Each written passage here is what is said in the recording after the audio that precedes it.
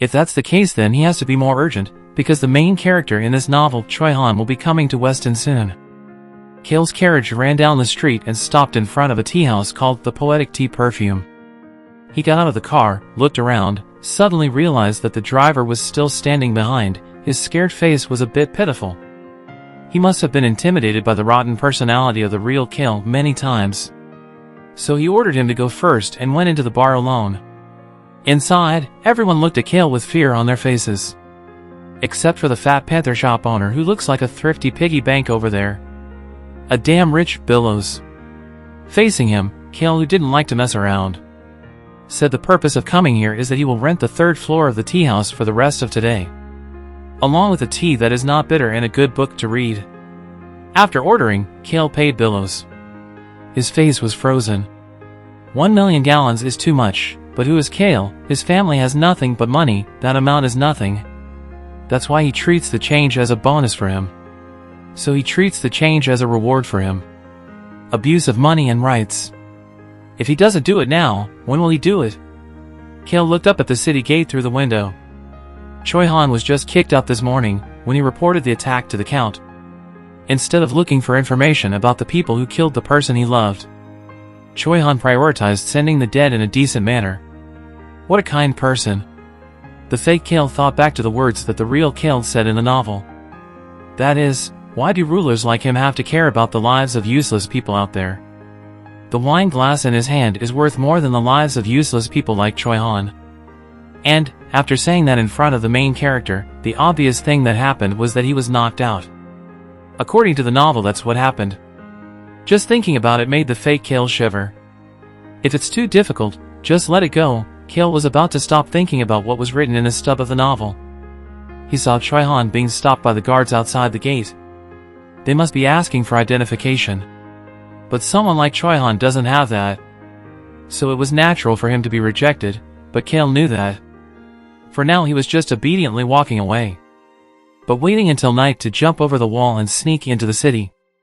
And then he passed by Kale, who was busy drinking.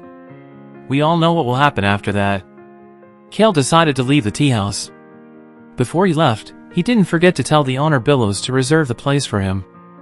After Kale left, the people in the shop couldn't help but whisper in surprise. For the first time in his life, the alcoholic Kale left the shop without breaking anything. Of course he heard all those words. Suddenly he thought that he also needed to know some skills to protect himself, in case he have to face with the strong people. In order to survive here, he must not become too strong, he just needs to be strong enough to live comfortably. Because if he's too strong, he might get into dangerous situations. What he needs is ancient power. Among those powers, he needed an invisible shield similar to a magician's energy shield. Today he will prepare a decoy for this indestructible shield. Kale approached a bread stall. The panicked face of the stall owner didn't surprise him anymore. He wants to buy all the bread here and give him a gold coin. The owner of the bread stall understood what Kale was saying after being stunned for a while. Of course he agreed to sell, and at the same time ran to pack the goods at the speed of the flash, carrying a sack of bread that was enough for the entire family to eat. Kale looked at his surroundings. Even though he already knew this, but this place is really different from Korea. What a fantasy world. In the opinion of the people around him, he's a meek. Their gazes made him feel hurt. Well, ignoring their gazes, Kale decided to get out of here as quickly as possible. That's why he didn't notice that there were 2 children behind him. After a long distance, Kale stopped at a deserted hill. Heavily put the sack on the ground. In front of him was an old wooden door. Kale opened it. Behind it was the old, dilapidated landscape, especially. There was a thing that he was looking for, this old tree. It must be 100 years old. Suddenly, behind him a voice called out, "Don't go near that tree, because it's a man-eating tree." Man-eating tree. There is a rumor that people who hang themselves on this tree all become mummies overnight. Thought that hearing that would scare Kale, but no. On the contrary, he even smiled, because, if so, it was exactly the tree he was looking for. A long time ago, in ancient times, there was a person who loved to eat so much that she was kicked out of the temple by her own appetite and died not long after. From her corpse, a tree grew. Her vengeance and strength are both in this tree. That is the power of the indestructible shield. Holding a loaf of bread in his hand, K-Uyn was looking for a hole to feed the tree. Meanwhile, those two strange kids are still whispering in his ear, telling him not to do that. Then you'll die and many things more. K-Uyn sighed in frustration. He doesn't understand why he always meets these annoying kids wherever he goes. Should he chase them away before starting the ritual? The annoying duo continued to speak, causing K-Uyn to use a special move. That was food bribes in hopes of getting rid of them. But the children were afraid that he would be eaten by that tree. So without forgetting to remind him, this time, K-Uyn used his ultimate. Using the title of Useless K-Uyn to scare them, he didn't expect that it would be effective. The red-haired boy was scared and told his sister to run away. The little girl tried to stay and reminded K-Uyn to be careful and then ran after her younger brother. K-Uyn ignored them and continued his unfinished business. He stuffed a loaf of bread into the deep hole under the tree and the loaf disappeared. K-Uyn was scared. He thought it sucked his whole hand inside. The shield is that person's remaining power. So the tree that grows on that person's corpse also has ancient power. And that primitive, barbaric existence is believable.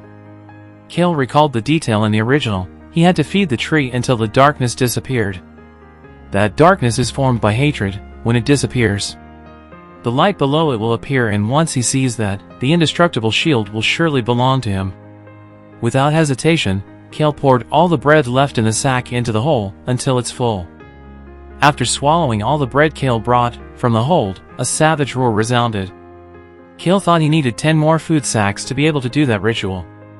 The roar that was still resounding in the air made K-Uyn a little scared.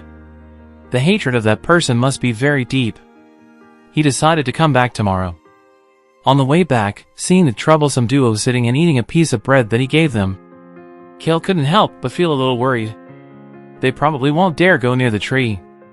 But if they get in there and get eaten, it's a bit troublesome. Originally a good person, but to fulfill the role of useless K-Uyn, he pretended to condition the children that if they still wanted to eat tomorrow, they couldn't tell anyone about what he had just done. Back to the tea house, the owner pretended to greet him without question. K-Uyn said that the tea was delicious, and the book was really interesting, although he only read half of it, but found it quite interesting. He likes the way the main character's abilities are recognized and the way he matures. Also, before leaving, he didn't forget to tell Bilyos not to let anyone read the book so he could read it whenever he came back. Of course he agreed and said goodbye to K-Uyn. Not long after that, at a bar, like many others, the owner saw K-Uyn and was scared and bowed his head to say hello, praying in his heart that he didn't do anything to anger this guy. K-Uyn also knew the reason for this attitude. Before, all the items around the real K-Uyn were smashed when he was drunk. Still in the habit of giving the tavern owner a gold coin, asking for the same things as usual, except that he ordered some boiled chicken breasts without salt. The tavern owner was surprised by K-Uyn's gentle expression, hastily brought out what he ordered. Around, the gangsters and scammers all stayed away from K-Uyn. He was starting to find the real K-Uyn a bit odd. Normally, the scoundrels of rich families always follow them or have a bunch of people like that. But K-Uyn looked down on this type of person. To him, they are scum. K-Uyn's stuff was brought out, he took it and went to another place. Opening the expensive wine bottle in his hand, K-Uyn took a big sip.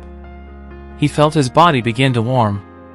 If he remembers correctly, about 100 steps starting at the city gate and following this wall is where the main character Choi-Han jumps over the wall. On the opposite side there will be 2 cats. One big and one small, warm each other. This is a world where coincidences matter. Choi-Han will change the angle to avoid scaring the cats.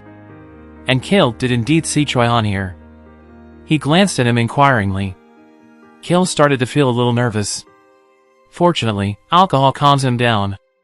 To avoid being knocked out like the original, K-Uyn decided to start first so that Choi-Han got a good first impression of him.